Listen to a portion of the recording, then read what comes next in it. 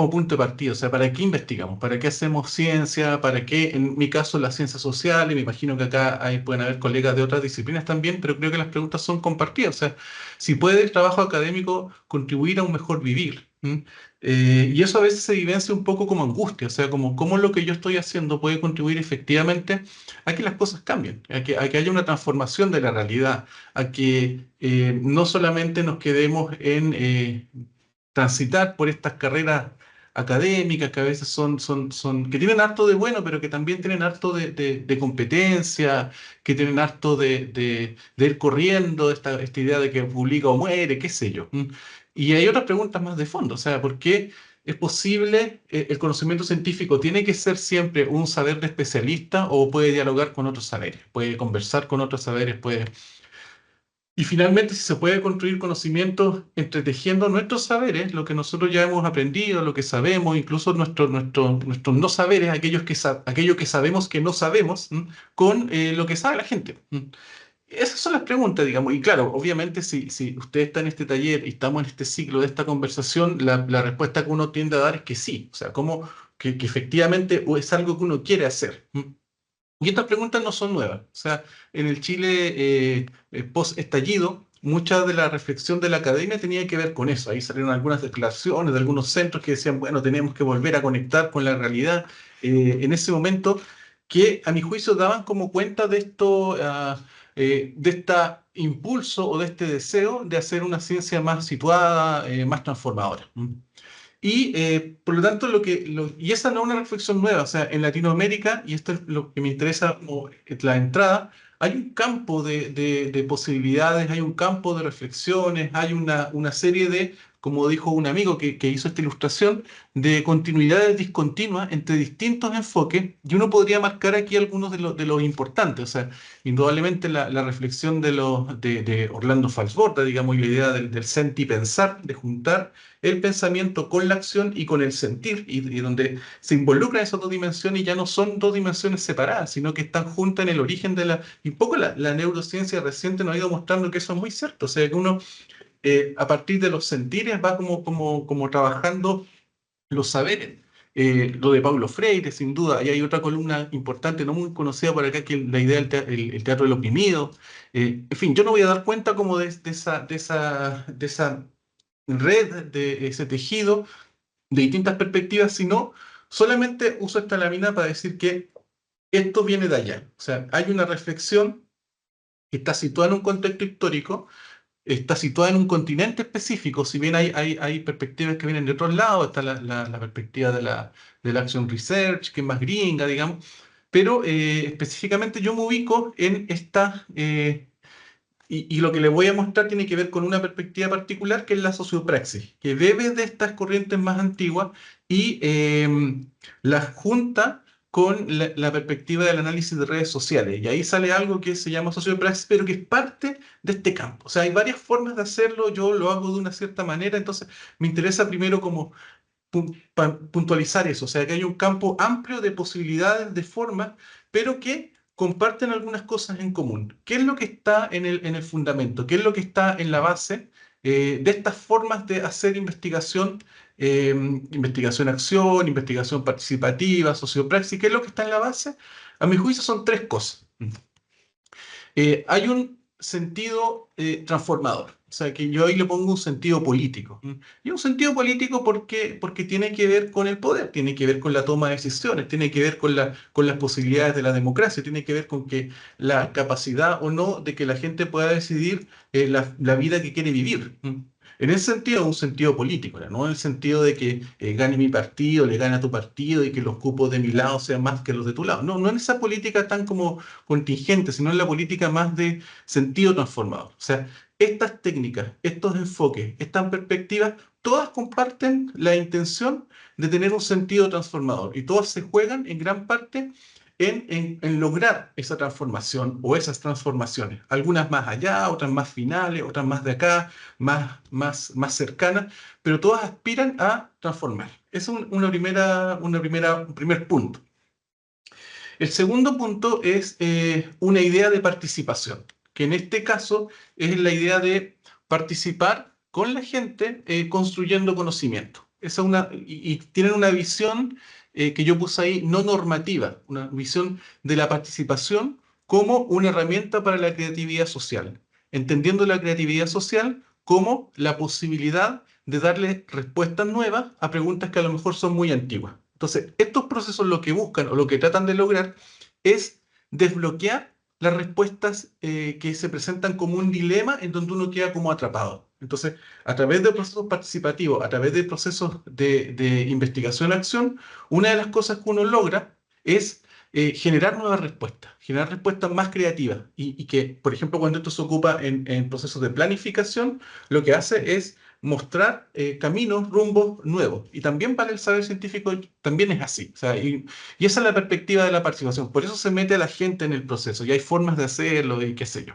Pero ese es el segundo punto. O sea, no es solo participar por participar, sino, y no solo es normativo en el sentido de decir lo hacemos participativo porque es bueno participar, sino que eso tiene que tener ciertos efectos, tiene que lograr ciertos cambios, lograr ciertas ventajas con respecto a no hacerlo participativo.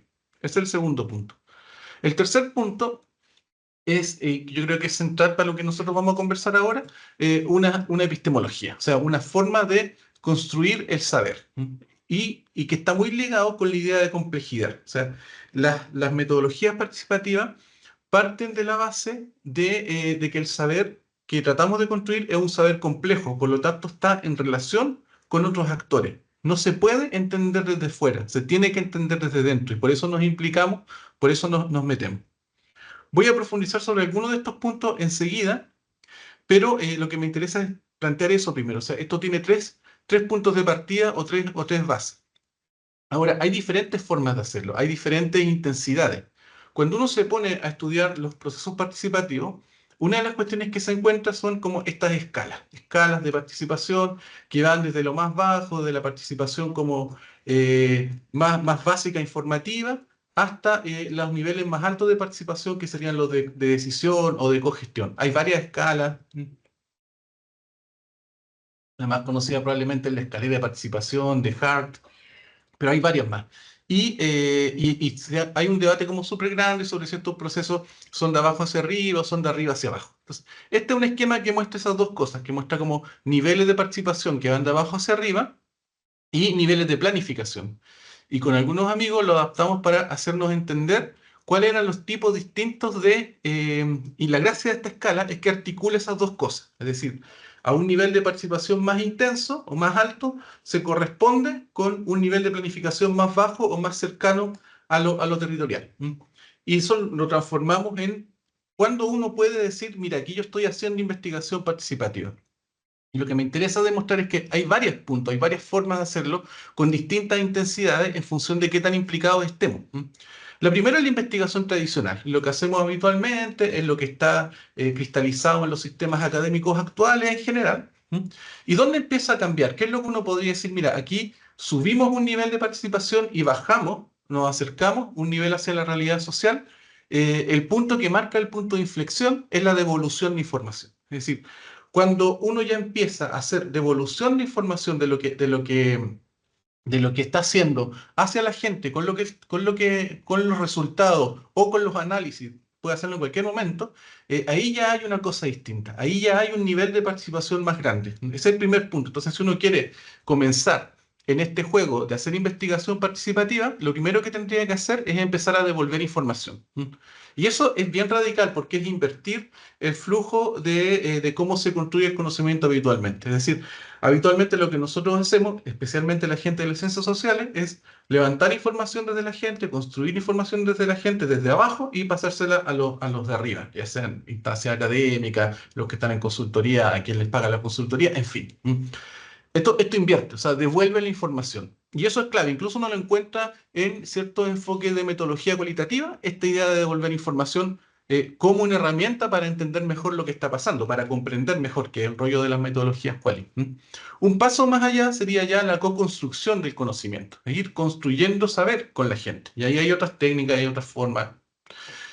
Un punto más allá sería estrategias y planes, o sea, ir construyendo que nuestro saber, que nuestro insumo, que nuestro procedimiento científico sirva para solucionar problemas concretos a largo plazo, o sea, construcción de estrategias y de plan. Y cuando uno mira Los manuales de metodología participativa lo que se encuentra es eso, o sea que apuntan en una primera fase a diseñar estrategias y planes integrales participativos. Y lo que está más allá, que en el caso de este esquema, se asienta en un modelo de democracia participativa, que sería como el horizonte, son ya procesos de transformación de más largo plazo. Pero el punto de partida es la devolución de información, porque eso invierte la relación o comienza a invertir la relación tradicional. Entonces, profundizando un poquito sobre esto, sobre estos tres puntos que les decía, hay mucho que se puede decir, pero yo voy a decir algunas cosas nomás como para entrar en terreno. Eh, lo que uno encuentra es que cuando trabaja sobre el proceso participativo, que la participación se mueve en una tensión, en una paradoja, en donde las metodologías participativas que nacieron de los movimientos sociales empiezan a ser adaptadas por distintos actores, adoptadas y adaptadas por el Estado, por las empresas, por los organismos tradicionales, en fin. O sea, todo suena a participación. A todo le dicen que suena mejor si le pones el apellido participativo. Sin embargo, la participación más plena todavía tiene mala fama. Es decir,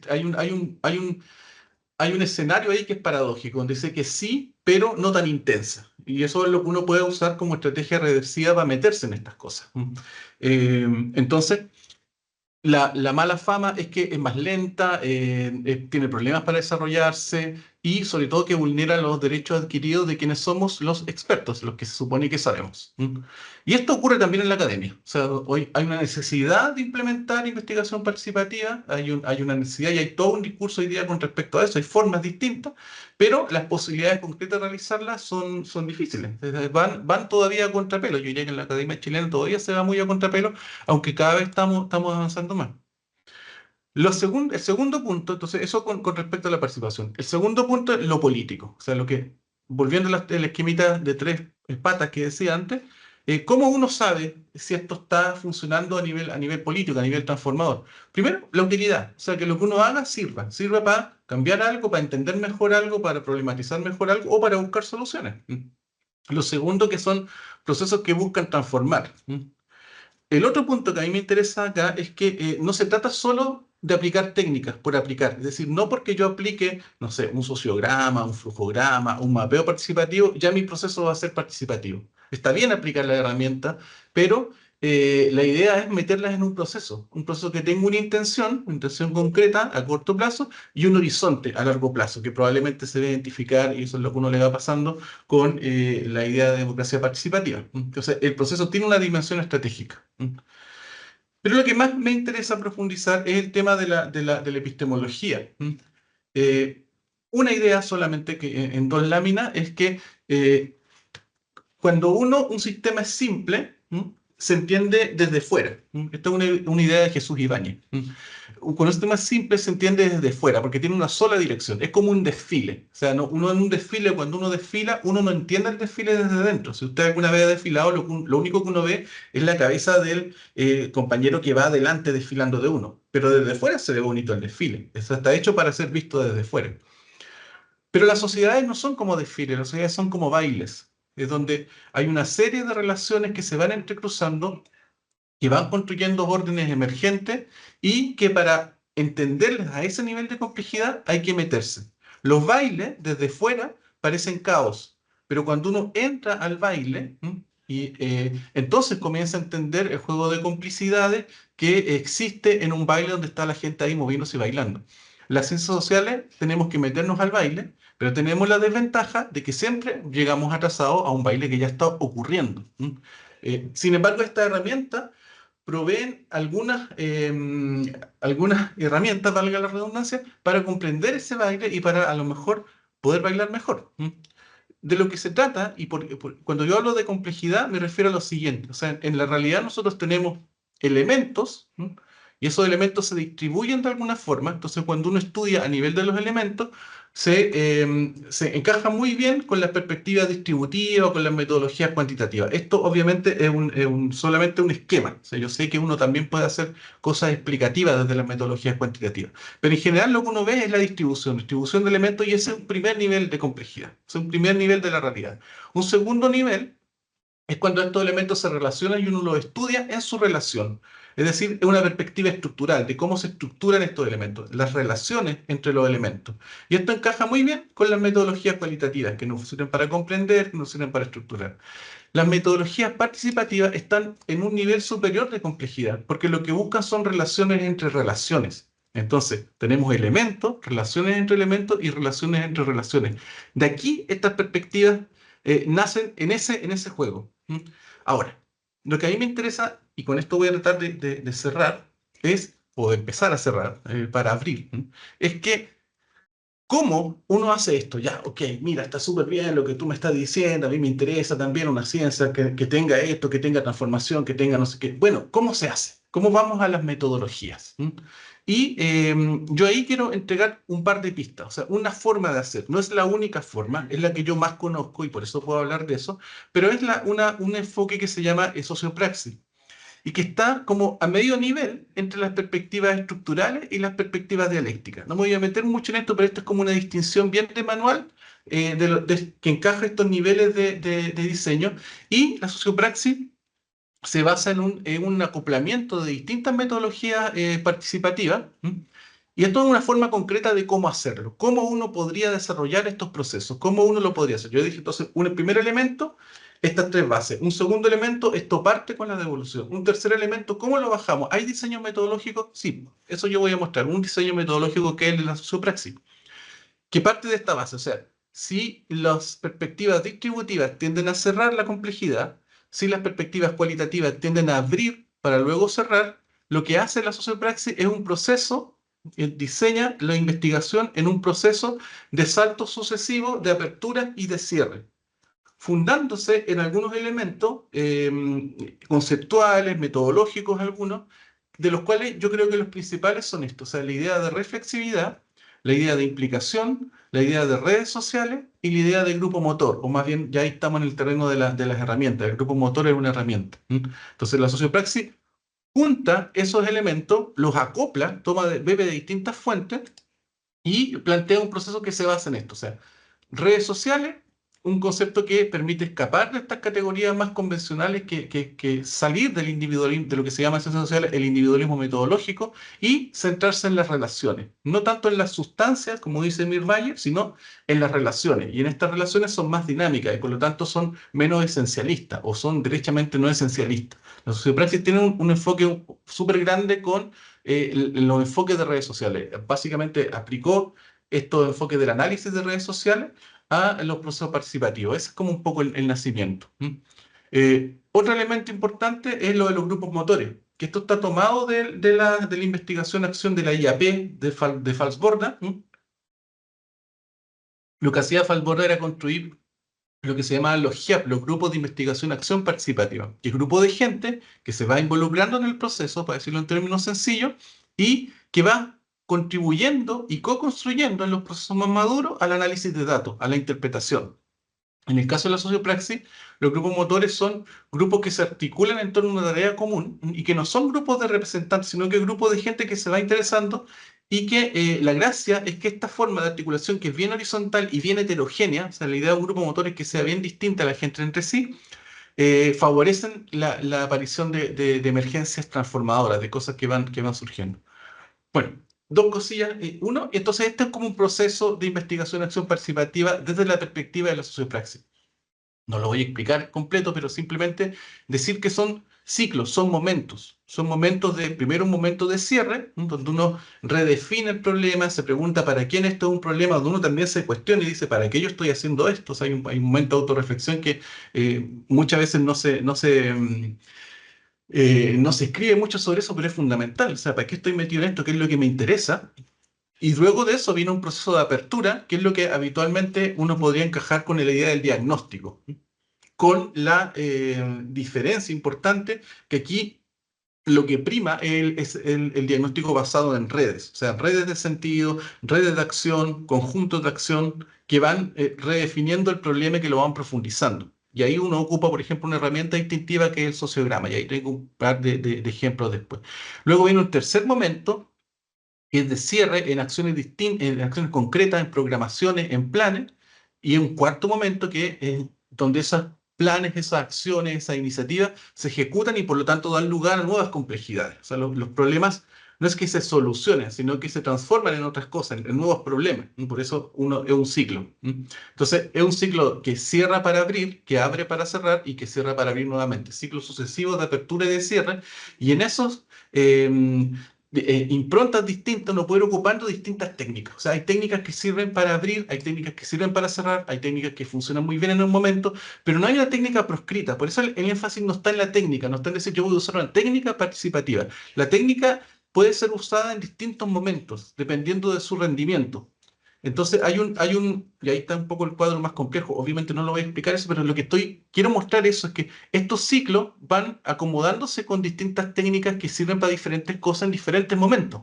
Y el arte de la investigación participativa es saber qué cartas jugar y en qué momento, e ir aprendiendo también de los errores, y eso se puede aprender con la gente. Entonces uno involucra a las personas en un proceso en donde puedo ocupar distintas técnicas. Aquí hay un esquema de técnicas ordenados en función de para qué sirven. Sirven para describir el discurso, sirven para estructurarlo, que ahí estaría el producto estrella, sería el grupo de discusión. Sirven para movilizar, que eso ya sería en la perspectiva más dialéctica, la perspectiva de la asamblea, qué sé yo. O sirven para describir, que uno podría jugarlo con las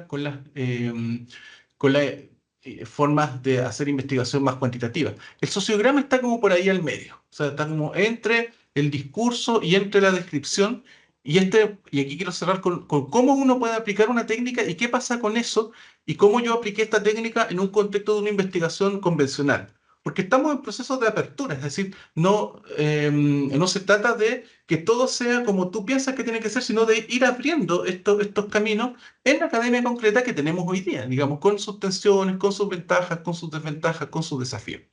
Entonces, yo lo que quiero mostrar es cómo yo apliqué, y aquí cierro todo, esta técnica que es digamos, de mapear redes en un contexto de una tesis doctoral que era más bien convencional, pero se le pudo poner un componente más participativo, más estratégico. Y se hizo mediante esto, digamos, mediante esta técnica que es bien central en la sociopraxis, que es el sociograma. ¿Qué es lo que es un sociograma? Es un dibujo de las redes, lo que está por debajo, lo que no se ve. Entonces hay formas eso de hacerlo hoy día del análisis de redes. Yo tengo ahí a la izquierda este esquema, que es lo que uno hace con un software. Pero lo que hacemos desde este lado, y por ahí se nota, digamos, la raigambre que viene de la educación popular, porque ocupamos papelógrafo, ocupamos, qué sé yo, lápices, ocupamos POSIT, recorte, y esas cosas nos gustan, y mucho más, ni qué sé yo, hace esto, digamos, que es un esquema que está, aunque es sencillo tecnológicamente, o sea, que hay papel, hay lápiz, hay POSIT, y hay un taller con la gente, eh, eh, epistemológicamente, metodológicamente, es profundo, o sea, muestra un montón de cosas. ¿Qué es lo que uno hace? Uno distribuye nombra actores, actores entendidos como organizaciones, que pueden ser instituciones, y aquí están con un triángulo las instituciones, organizaciones, con un cuadrado, grupos informales, o sea, se diferencia tipos de actores, los pone en un plano según lo que quiere lograr, según lo que está investigando, según lo que quiere hacer con la gente, que ese sería como el eje de acá, y los ubica en un plano de afinidad. Esta es una idea que viene de Paulo Freire. O sea, hay gente que va a estar de acuerdo con lo que queremos hacer, son los afines, hay gente que va a estar en contra, que son los opuestos, hay gente para quien esos temas no son importantes y por lo tanto son los indiferentes, son indiferentes respecto a tu tema, no respecto a la vida en general, y hay gente que tiene coincidencias estratégicas, pero diferencias tácticas, por decirlo así. O sea, que puede estar de acuerdo en general contigo, pero que define el problema de otra forma o prioriza otras cuestiones. Habitualmente esto es lo más complicado de mirar, o sea, como uno, porque la gente tiende a pensar o están conmigo o están contra mí, pero la realidad es más compleja que eso. Y estas cuatro posiciones, después uno las ubica en niveles de poder. Entonces, la participación tiene que ver con el poder. Y por lo tanto, estas técnicas lo que hacen es evidenciar esos ejes de poder que siempre están ahí debajo y que están explicando muchas cosas. Que es lo que la otra forma, que esta forma de acá, digamos, que hecha con un software, no te va a mostrar. No te va a mostrar explícitamente ese nivel de poder. Uno puede llegar a las relaciones de poder a través de constructos como, por ejemplo, la centralidad de grado, la centralidad por intermediación, pero aquí eso está evidente. Entonces, niveles alto, medio, bajo. Y lo que sale es un mapa social. Lo que sale es un mapa de actores que se van relacionando. Salen cosas como ese papelógrafo que yo les mostraba, aquí ya está pasado en limpio. Y lo que uno hace es que usa eso en su proceso de investigación y además se lo devuelve a la gente para ir tomando decisiones estratégicas a partir de lo que uno puede tener como elementos de análisis. Entonces, hay dos casos que yo estudié en Chile, porque mi pregunta tenía que ver con cómo las redes de activistas o cómo los movimientos socioambientales o, o las movilizaciones sociales contribuían a la democracia. Ese era un poco el rollo de la tesis. Y las redes me sirvieron para eso. O sea, esto es un poco el resultado de ese análisis. Red activista, una red clausurada que tiene poco poder, y en ese caso, que es el caso del Mayo Chilote, no lograron su objetivo. Este otro caso, que es un conflicto en cierne en ese momento, este es de un par de años atrás, estas cosas van moviendo, se van cambiando. Hay un escenario también de conflicto, está lleno de rayitas rojas ahí, eh, donde son redes de activistas diversas que ya están vinculados con actores locales y tienen mejores resultados, aunque tienen una oposición ahí grande, importante de actores poderosos.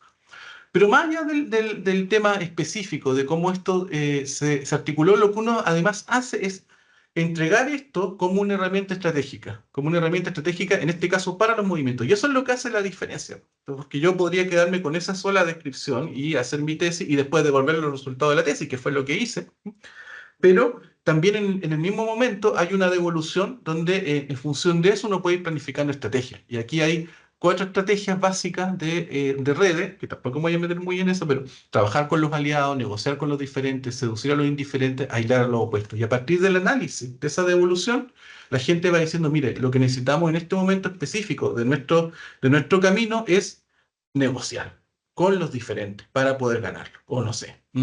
O necesitamos en realidad seducir a la gente que, no, que es indiferente. Pero puede elegir estrategias que uno las saca a partir de, como de la literatura, dos o una, no las cuatro porque se va a volver loco. Pero ese ejercicio de devolución, esa articulación, y aquí termino, es posible hacerlo hoy día. Es posible que uno mezcle un proceso más de investigación más convencional con procesos más participativos y los pueda articular. Entonces, en este caso, el rendimiento de este enfoque, y un poco lo que con esto quiero cerrar, es que yo tengo algunas cosas ahí que tienen que ver con mi problema de investigación. Los sentidos de la movilización son contextuales, pero ese no es el debate hoy día. Lo que me interesa es que las metodologías participativas, que es como el tercer o cuarto punto que está ahí, las metodologías participativas son posibles de dialogar con metodologías de investigación más convencionales. O sea, desde estos enfoques, desde estos encuadres, es posible hacer investigación participativa hoy día, articulándolo con los procesos de investigación más convencionales, y eso tiene buen rendimiento académico y tiene también buen rendimiento en lo que finalmente nos interesa, que es cómo este tipo de investigación puede contribuir a hacer algunas transformaciones o a facilitar y abrir ciertos caminos que aparentemente hoy día están medio cerrados. Eso, estamos como en el tiempo. Y me Perfecto, interesa esto. mucho escuchar y conversar y todo eso. Muchas gracias, profesor. Bueno, muy claro, pero ahora abrimos la parte de las preguntas. Aquí también, como dice el profesor, estamos esperando muchas las preguntas. Pueden levantar la mano, la pueden escribir. Si la escriben, yo la voy a leer directamente al profesor. Y yo sé que esto es un poco molesto, pero voy a insistir con el tema de la inscripción. Nos faltan, me está fijando la cantidad de gente y nos faltan todavía que varios se inscriban. Así que, por favor, para poder llevar eso. Geraldine, ¿qué tal?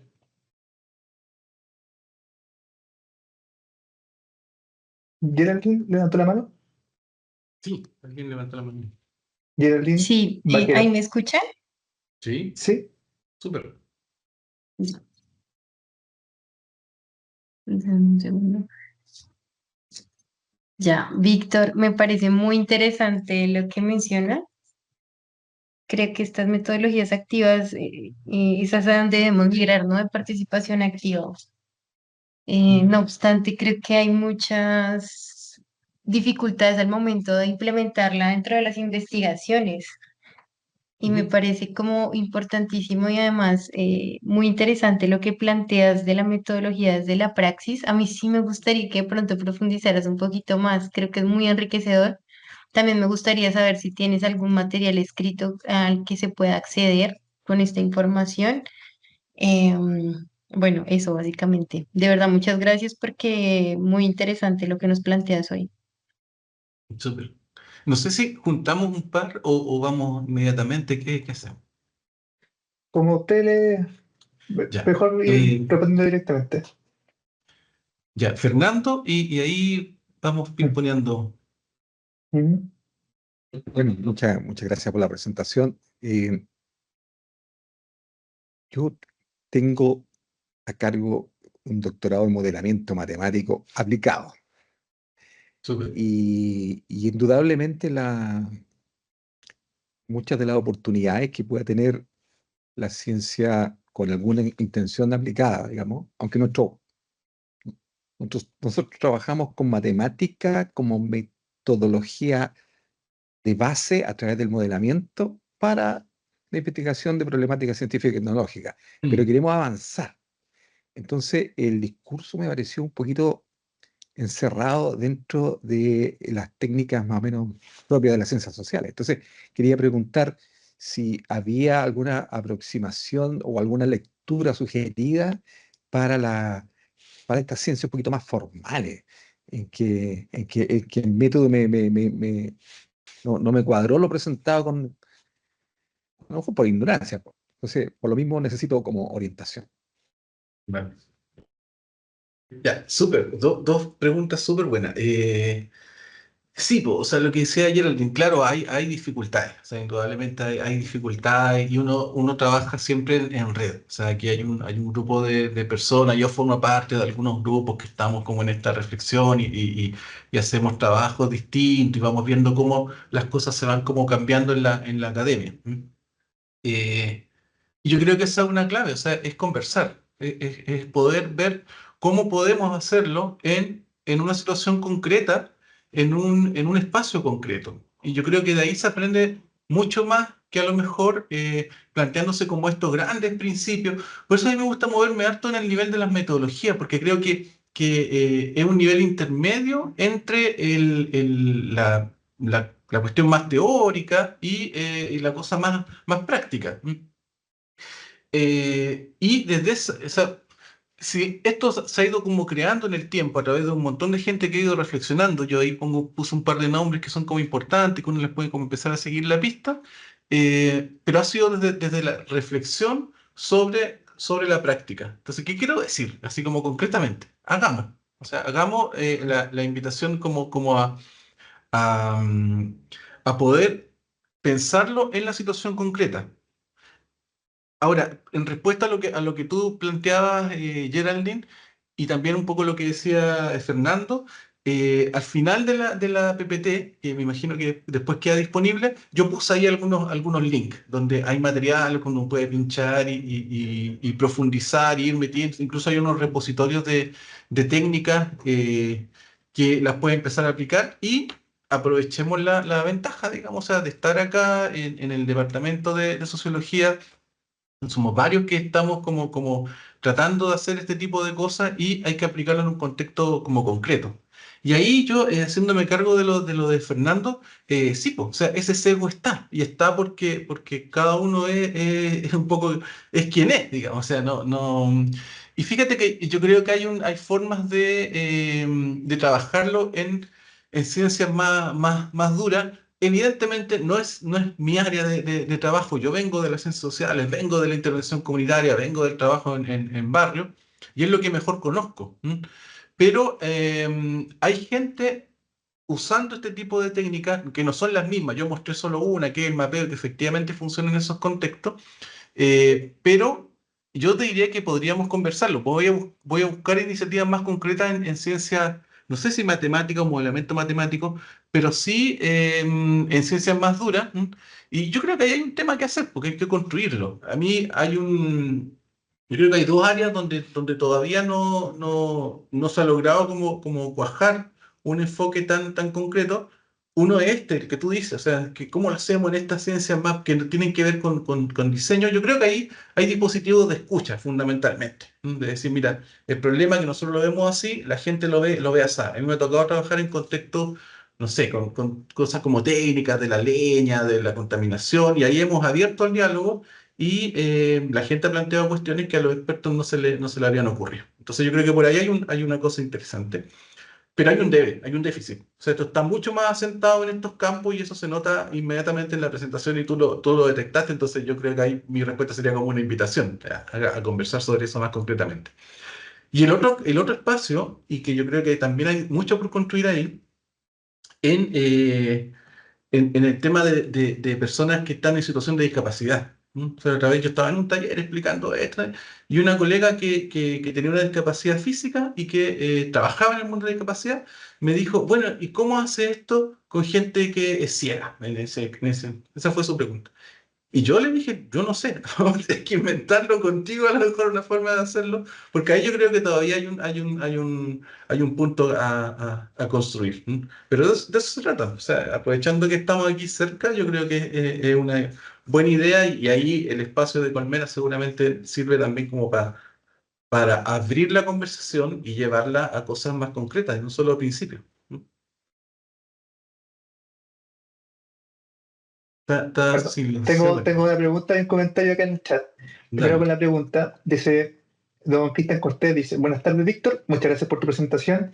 Tengo algunas dudas metodológicas sobre lo que presentabas como enfoque participativo, donde se estudian las relaciones entre las relaciones. Para comprender un poco más esto, llevarlo a un terreno más completo, ¿qué ejemplo podría brindarnos sobre este enfoque? Y la segunda es de Daniel Espinosa, que nos comenta, muchas gracias por la presentación, me ha sentido el sociograma participativo desde la enfermería. Sí. También hay una pregunta de Juan Pablo que tiene levantada la mano y Sí. aprovechamos también de... Con Pablo. Ah, perdón, me pega todo el sol. No me veo muy bien. No, cortito, muy cortito, porque ni siquiera es una pregunta para Víctor, sí, de hecho es para dejar una pregunta instalada en el debate que me parece que la intervención de Fernando deja. Víctor, cuando abre, plantea que su orientación, si bien está centrada en investigación participativa y colaborativa, tiene que ver con cómo democratizar el conocimiento, ¿no? Cómo democratizar la ciencia. Y Colmena también tiene de alguna manera esa finalidad. Entonces, sería interesante devolverle un poco la pelota a Fernando y preguntarle desde su área qué significaría en su área democratizar el conocimiento y si se limita a una visión internalista de la ciencia o tiene una mirada más externalista. Y esto lo planteo en función de abrir un diálogo entre las ciencias sociales, las humanidades y otro tipo de disciplinas académicas, porque sería muy bueno hacerse la pregunta general sobre qué significa democratizar el saber, ¿no? ¿Qué significa democratizar el conocimiento científico y cómo hacerlo, ¿no? Que más o menos fue la salida de Víctor. Así que eso, me parece sumamente interesante lo que propuso Fernando en función del diálogo entre disciplinas. Muchas gracias. Si Muchas Fernando gracias. quiere, le damos, yo creo que yo feliz, digamos. Entonces voy a dejar después que Fernando, si quiere decir algo con esto que Juan Pablo plantea, genial. Pero planteando lo que decían recién, las relaciones entre relaciones, metodológicamente, eso nos lleva a las redes. ¿Ya? Ese es como un poco el enfoque. Por eso está como nos lleva a los elementos que pueden ser individuos, que pueden ser organizaciones, que qué sé yo, eh, no solamente definidos en torno de sus atributos, sino de sus relaciones. Y eso tiene te da harto hilo que cortar. Entonces, yo conecto esto de la complejidad con la idea de entender las realidades de manera reticular, de manera no esencialista. Hay un texto de Emil Bayer que habla de eso, o sea, que lo plantea en esos términos, ¿no? Como de la sustancia versus los procesos. Entonces, lo voy a agregar en el link porque creo que ahí hay una buena como trabajo sobre ese tema. Entonces, voy a enviarte cuando te envíe la presentación, le voy a agregar eso. Y el colega o la colega, no me acuerdo, que planteó sobre enfermería. Sí, sí, o sea, por ejemplo, cuando se hacen mapas de recursos comunitarios, todo lo que tiene que ver con el enfoque de los determinantes sociales de la salud, esto se usa mucho. Hay un número de una revista española donde justamente analizaban procesos participativos en el ámbito de la salud específicamente. De hecho, la lámina que yo mostraba como de estas planificaciones que se juntan con los esquemas de participación, está sacado de ese número. Así que lo voy a agregar como en la bibliografía también, en los links, para que lo puedas ver y profundizar. Pero hay mucho con la salud comunitaria, por ejemplo. Hay un par de palabras más. Sí, Está súper Rudy, interesante porque aparecen como los campos que están más vinculados y los que donde habría que construir esa vinculación. Así que yo creo que ahí nos queda tarea. Rudy Álvarez tiene una pregunta y tiene la mano levantada.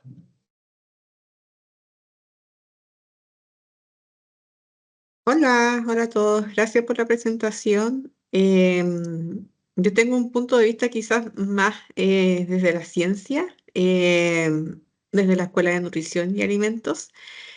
Pasa un tema que como nueva funcionaria llevo un año en la universidad. Me pasa que en la UCM siento de que hay muchos trabajos que se podrían hacer colaborativos, pero por las distancias, como por ejemplo agronomía, que podría asociarse al área de alimentos, em, lamentablemente incluso por la distancia no hemos podido trabajar en conjunto. Creo que sería uno de los motivos, pero siento que también depende de la cultura, porque si todos nos unimos con el mismo fin, o sea, que sea un trabajo colaborativo, de hecho, está dentro de los indicadores de las carreras, de que es mejor cuando se realiza trabajo en conjunto y es complementario, creo que ahí realmente se potencia la universidad, o sea, uno lo ve como más macro quizás, pero siento que es tan importante y lamentablemente he tenido, la mitad de la experiencia han sido negativas en ese aspecto porque no tengo un retorno, o sea, no tengo una retroalimentación de los otros académicos. Puedo aceptar un no, pero tampoco recibo ni un no ni un tal vez. Entonces, a mí me ha costado mucho potenciar esos aspectos. Y yo creo que estos aspectos deberían ser potenciados en la universidad, pero que sea presencial, porque el tema social, que ustedes obviamente lo saben mejor que yo, es súper importante. Es cuando uno ve la cara del otro, cuando interactúa, cuando, no sé, tiene una actividad en conjunto, cuando hay comidita y se habla el tema. Yo creo que ese tipo de actividades podrían ayudar en este aspecto. Y se realizó en una situación, perdón, pero no recuerdo quién la organizó, pero se hizo una actividad en Talca y tuve la oportunidad de conocer diferentes eh, hay un comentario. Y que en realidad en esa instancia conocí investigadores incluso que estaban trabajando en temas parecidos a los míos, después compartimos emails. Entonces, creo que esto hubiese sido incluso más bonito si hubiese sido en presencial. Así que eso. Muchas gracias nuevamente. Muchas gracias. Eh, Mira, o sea, lo que dice Rudy, claro, sí, para uno le gusta más presencial, eso es verdad. Ahora, no siempre se puede, a veces la virtualidad tiene la ventaja de, no sé, yo estoy por ejemplo en un curso donde hay gente de, de muy lejos, de muy al sur, no podría ser si no fuera online. Pero en general yo diría dos cuestiones con respecto a lo que plantea Rudy. Y que algo sea cultural no quiere decir que no se pueda cambiar. O sea, a veces uno plantea la cultura como una cuestión que está ahí detrás y por lo tanto está como súper congelada. Pero la cultura cambia y la gente puede ir cambiando esos procesos culturales. Este ejercicio que yo les mostraba como del mapeo de actores, del sociograma, eh, plantea un poco una vía para eso. O sea, ¿cómo lo hace uno para que lo que quiere hacer pueda tener mayores posibilidades de éxito en un marco de relaciones donde no todo el mundo está de acuerdo, donde hay estrategias distintas? O sea, porque esto que yo les planteo, claro, pero puede haber gente que legítimamente diga, no, o sea, la ciencia tiene que ser otra cosa y en realidad, no sé, a nosotros nos pagan por publicar papers, qué sé yo, que eso está muy bien también, no tiene por qué no ser. Pero es la búsqueda de la relación, o sea, decir, mira, ok, si yo tengo un grupo, constituye un grupo motor, o sea, de gente que está interesada en esto, ¿m? Y con la cual me empiezo a coordinar, me empiezo a ver, porque la interacción es la clave, no la puesta en común de algún principio que a veces nos queda muy lejos, ¿m?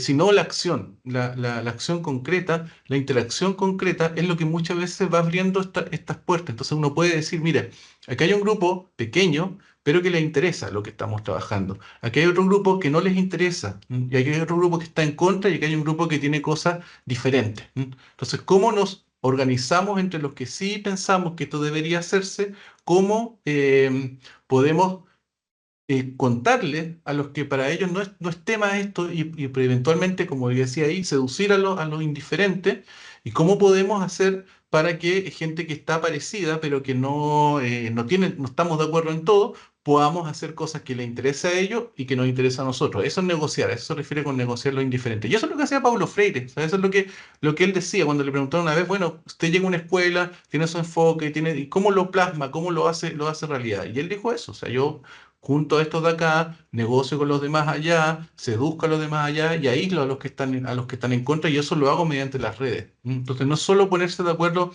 en principio, sino que está muy bien, digamos, sino que la interacción va construyendo y va transformando la estructura de relaciones.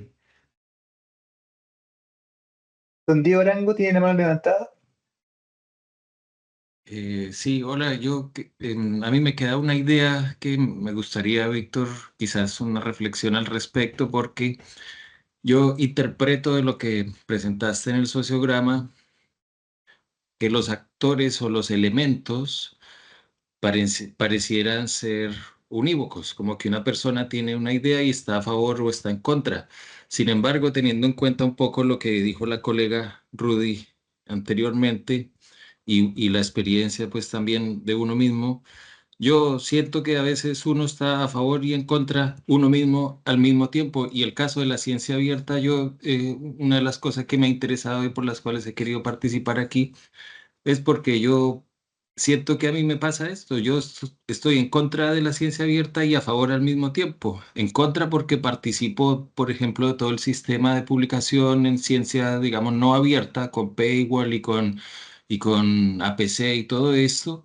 Pero al mismo tiempo, pues estoy a favor, sí, me gustaría que estuviera y las instituciones lo mismo, en la misma facultad de la cual uno hace parte lo convoca a esto y al mismo tiempo lo dirige a, a publicar en WOS y entonces uno, tanto los individuos como los grupos, como las instituciones, que si no estoy mal eran los triángulos, los cuadrados y los círculos, Ujú.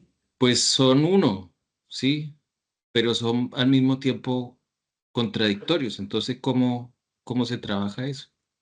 Sí, claro, es que al meterle la dimensión relacional, tú puedes ver esa contradicción. O sea, cuando uno, por ejemplo, los mapeos tradicionales, lo que hace la gente cuando hace proyectos en marco lógico es que reduce el actor al interés. Entonces, hacen un listado de actores y dicen, este le interesa esto, este le interesa lo otro. Al mirarlo como red, aparecen esas contradicciones porque todos nosotros vivimos enredados, vivimos en redes y esas redes son contradictorias. Es un poco lo que decía en el caso de la sociología Simmel, cuando hablaba de que nosotros habitamos en distintos círculos sociales. Y eso te pueden jalonar, te pueden hacer una persona que está llena de contradicciones. Pues todos estamos en situaciones paradójicas. Entonces, al contrario, esto le mete dinamismo, porque sabe que tú estás con un pie en un lado y un pie en el otro. O sea, y en esas contradicciones habitamos. Ahora, ¿cómo hacemos de esas contradicciones una oportunidad para avanzar hacia las cosas que más nos interesan? Para eso hay que mirar esa estructura de relaciones, esa estructura de red, y eso es lo que proponen este método que es el método de la sociopraxis. O sea, cómo a partir de ese mapeo uno puede desplegar estrategias que no tienen que ver eh, con solamente que se introyecte una convicción, no sé qué, que se concientice, y ahí estaría como la diferencia con el Freire, sino que despleguemos estrategias. Y en ese hacer vamos cambiando, vamos siendo transformados, asumiendo esa contradicción, pero avanzando y tratando de utilizarla como una ventaja estratégica y táctica, más que una cuestión que te va como a inmovilizar. No sé si se entiende un poco lo que quiero decir.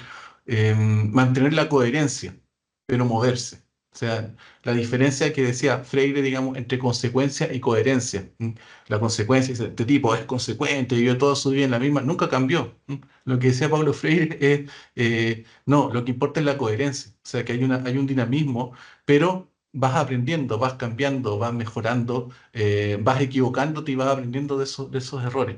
un poco por ahí está el encuadre y el juego que uno puede hacer cuando hace aparecer las redes. Eso le mete dinamismo, le saca esencialismo y por lo tanto uno ya no es una sola cosa, sino que es varios. Y yo creo que eso es más real. Y por eso digo que es más cercano a la complejidad.